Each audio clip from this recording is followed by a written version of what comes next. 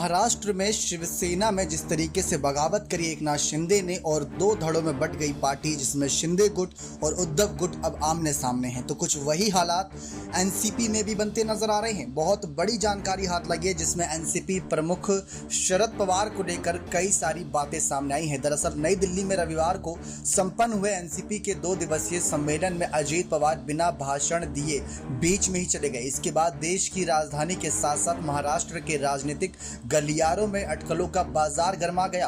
हालांकि पवार ने सफाई दी कि उनका वॉकआउट वास्तव में वॉशरूम ब्रेक के लिए था और वह कैसे भी कभी भी राष्ट्रीय सम्मेलनों में नहीं बोलते, लेकिन संभावित दरार पर सवाल निराधार नहीं थे।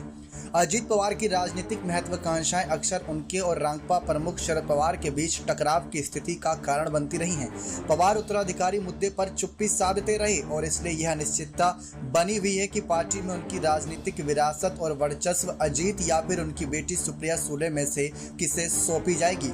सुप्रिया बारामती से सांसद है। इस महत्वपूर्ण सवाल का अधिवेशन में कोई जवाब नहीं मिल पाया क्योंकि वहां पवार के बाद के युग पर कोई चर्चा नहीं की गई। 1999 में पार्टी के गठन के बाद से पद संभाल रहे 81 साल के शरद पवार को एनसीपी अध्यक्ष के पद के लिए फिर से चुन लिया गया था। फिर से चुने जाने से ये तो पता चल गया कि फिलहाल शरद पवार उत्तराधिकारी के मसले पर साफ साफ कुछ भी कहने के इच्छुक नहीं है। जैसा अब तक चलता आया है उसे वैसे ही चलने देना चाहते हैं।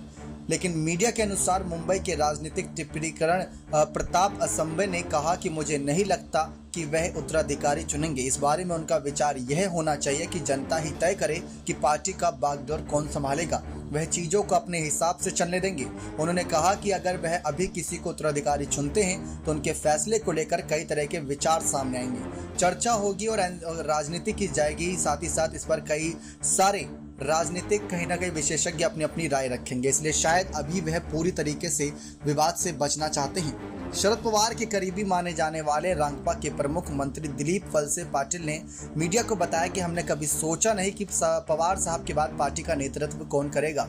उत्तराधिकारी के बारे में उनकी ओर से कोई संकेत नहीं दिया गया है। मुझे नहीं लगता कि इसके बारे में सोचने की कोई वजह है। लगातार यही खबरें यहाँ पर सामने आ रही हैं, लेकिन इस बीच आपको बता दें कि कोई व्यक्तिगत महत्वाकांक्षा नहीं। अजीत पवार और सुप्रिया सुले के अलावा पार्टी में राजनीतिक महत्वाकांक्षा वाले बड़े नेताओं की एक लंबी कतार है, जैसा कि महाराष्ट्र रांगपा अध्यक्ष जयंत पाटिल और पूर्व कैबिनेट मंत्री जैसे राजेश टोपे और छगन भुजबल भी कई यहाँ पर नेता शामिल हैं।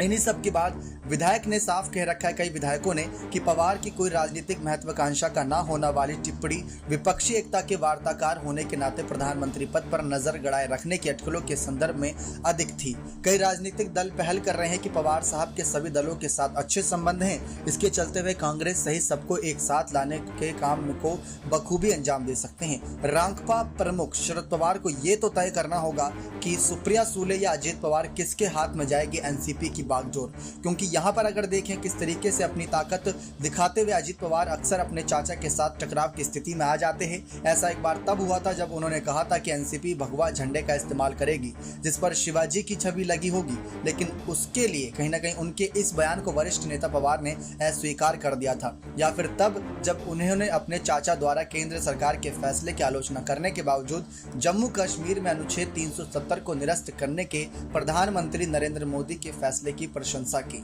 2019 में वरिष्ठ पवार के लोकसभा चुनाव नहीं लड़ने और अजीत पवार के बेटे पार्थ को मावल निर्वाचन क्षेत्र से नामित करने के फैसले को अजीत पवार की जीत के रूप में देखा गया था, लेकिन पार्थ ने चुनाव हारने वाला परिवार का पहला खिलाड़ी बनकर एक रिकॉर्ड बना दिया। अब लगातार यही सवाल उठ रहे हैं कि शिवसेना में जो हाल हुए, क्या बीजेपी उसका हाल कहीं ना कहीं शरद पवार की पार्टी पर निशाना साधना चाहती है? शिवसेना में जो बगावत हुई, क्या वही बगावत यहाँ पर कुछ बड़े नेता एनसीपी के भी कर सकते हैं अगर शरद पवार जल्दी ही मुखिया पद पर कोई चुप्पी जो सादे में उस पर अपना फैसला नहीं सुनाते हैं? सुप्रिया सुले या अजीत पवार कौन होना चाहिए यहाँ पर एनसीपी का अगला मुखिया? अपनी राय खुलकर दीजिए, क्योंकि शरद पवार की बेटी है सुप्रिया सुले और अजीत पवार उनके भतीजे। ये सवाल बहुत बड़ा है और छगन भुजबल और कई सारे जयंत पाटिल जैसे नेताओं के नाम भी लिए तो वो भी इस कतार में खड़े हैं। नेक्स्ट 9 न्यूज रूम की रिपोर्ट।